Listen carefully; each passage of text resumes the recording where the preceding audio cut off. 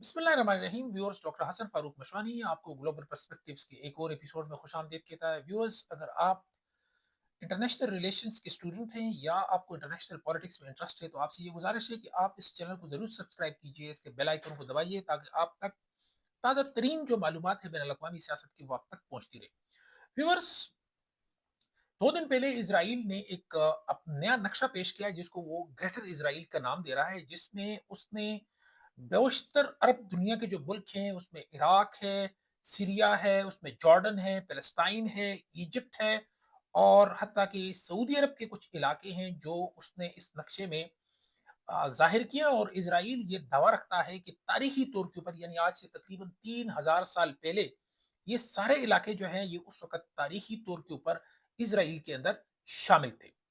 Viewers, 2023 के United nation का जो एनुअल वो होता है, इजलास होता है, उसके अंदर इसराइल के प्राइम मिनिस्टर बेंजामिन नेतन्याहू ने एक नक्शा पेश किया था जिसमें उन्होंने इंडिया और इसराइल को कनेक्ट करते हुए एक रेड लाइन खींची थी मिडिल ईस्ट कंट्रीज के ऊपर। तो मैंने इसी ही यूट्यूब के चैनल के ऊपर एक 15 सेकंड की वीडियो अपलोड की थी कि क्या ये जो रेड लाइन है और the middle eastern countries from Israel side, क्या ये सिर्फ सिंबॉलिक है या इसके पीछे इसराइल का कोई एजेंडा है?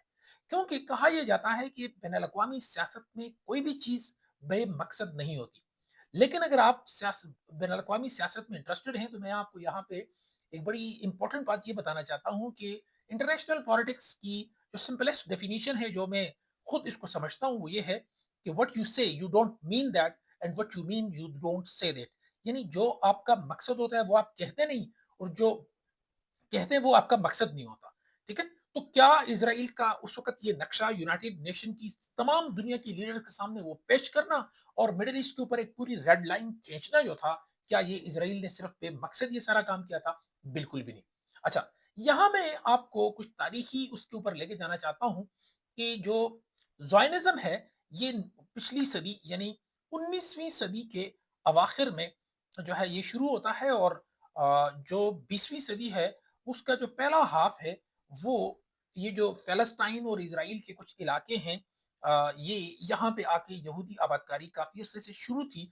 लेकिन 1948 में बिलाखिर इसराइल एज ए रियासत दुनिया के नक्शे पे नमूदार होता है। तो उस वक्त ये जो इसराइल है, ये इसराइल पैलेस्टाइन का प्रॉब्लम नहीं था, बल्कि ये अरब इसराइल का प्रॉब्लम था। तो 1948 में बाकायदा यहाँ पे पहली जंग होती है, अरब इसराइल की पहली जंग। ठीक है? फिर उसके बाद जो है वो 1963 में 1967 में एक और जंग होती है।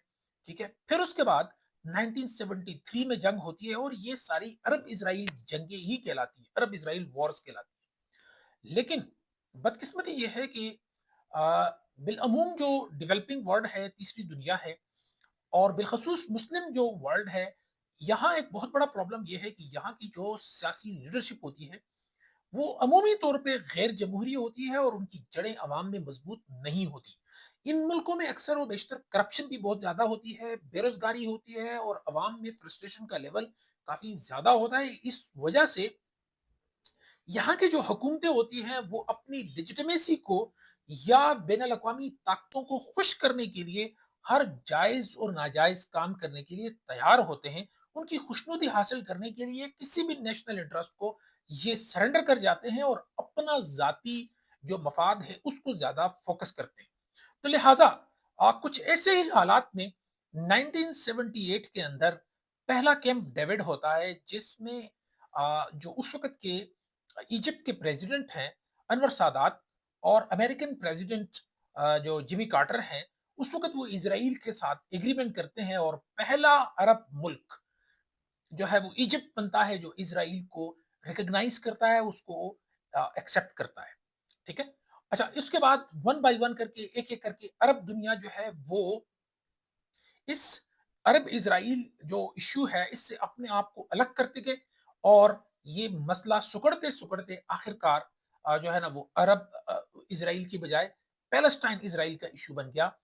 अच्छा, अब आते हैं कि जी 2020 में डोनाल्ड ट्रंप साहब जब जा रहे थे तो उन्हें जाते जाते सितंबर 2020 में अ, इसराइल, यूएई, बहरीन قطر وغیرہ جو ہیں، یہ 4 ملکوں کے درمیان ابراہم ایکارڈ جو ہے وہ فیسیلیٹیٹ کیا اور اس کو بہت بڑا بریک تھرو کروایا گیا اور اس کو اس خطے کی ترقی اور خوشحالی کی طرف ایک بہت سنگ میل کی حیثیت سے دنیا بھر میں اس کا پرچار کیا گیا۔ لیکن بین الاقوامی سیاست کا ایک معمولی سا طالب علم ہوتے ہوئے میں نے اس وقت یہ گزارش کی تھی کہ یہ جو ابراہم ایکارڈ ہے، یہ روڈ ٹو مکہ ہے۔ یہ روڈ ٹو مکہ ایک نیا وہ ہے اور آہستہ آہستہ اسرائیل اس عرب ورلڈ جو ہے اس کے اوپر نہ صرف اپنا اثر رسوخ بڑھائے گا بلکہ اس کے اوپر ان کے بہت سارے علاقوں کے اوپر وہ اپنا قبضہ بھی جو ہے نا وہ بڑھاتا جائے گا اور گریٹر اسرائیل جو ہے وہ اس کی طرف آگے چلتے چلے جائیں گے۔ لیکن بدقسمتی سے مسلمان دنیا اور بالخصوص عرب ورلڈ میں شاید اس چیز کو ابھی تک یعنی اس چیز کی جو نزاکت ہے، اس کی جو امپورٹنس ہے، اس کی جو سنگینی ہے اس کو شاید محسوس نہیں کیا گیا۔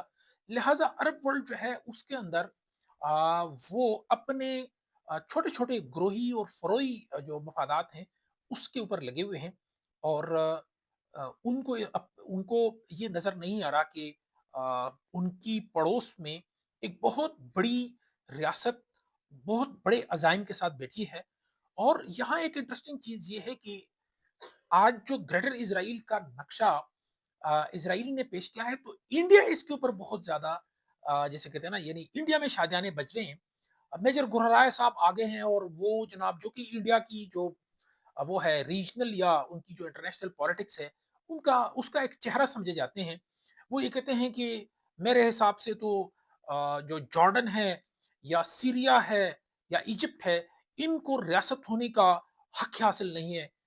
ہاں، سعودی عرب اور یو اے کو شاید ہے کیونکہ اس کی انڈیا کے ساتھ جو ہے نا کافی تعلقات ہیں، تجارت بہت زیادہ ہے اور ڈائسپورا جو انڈیا کا ہے وہ ان دو ملکوں میں بہت زیادہ ہے اور بہت بڑا ریمیٹنس تقریباً 100 بلین کے قریب سالانہ انڈینز جو ہے نا وہ ہیں پیسہ لے کے جاتے ہیں ان ملکوں سے، تو لہٰذا وہاں انہوں نے تھوڑی سی ڈنڈی ماری اور انہوں نے کہا کہ جی تاریخی طور پہ اسرائیل بالکل ٹھیک ہے کیونکہ جی 3000 سال پہلے جو ہے نا یہ جو یہ جو علاقے ہیں جو گریٹر اسرائیل میں اسرائیل نے شو کیے ہیں یہ واقعی اسرائیل کا حصہ تھے اور تاریخی طور پہ یہ ایسا ہی تھا۔ تو میں یہاں پہ اس ویڈیو کی توسط سے میجر گرائے صاحب کو یہ ریکویسٹ کروں گا کہ سر پلیز تاریخ پہ مت جائیے کیونکہ تاریخ کے حساب سے اگر جایا جائے تو ہندوستان کا نقشہ بھی جو ہے نا بہت زیادہ مختلف ہو سکتا ہے۔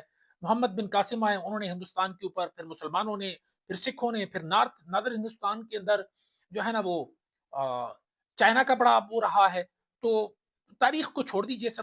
ہاں، جاتے جاتے میں ایک بات ضرور کہوں گا کہ ٹیپو سلطان جب شہید ہوتے ہیں تو جو گورا تھا وہ اپنا گھوڑا بگا کے سیدھا ان کے گھر جاتا ہے اور ان کی والدہ سے پوچھتا ہے کہ ٹیپو کدھر ہے؟ تو ٹیپو سلطان کی والدہ نے کہا کہ ٹیپو شہید ہو گیا ہے۔ تو گورے نے اس گورے ایکسنٹ میں اس سے پوچھا کہ تم کو کیسے پتا؟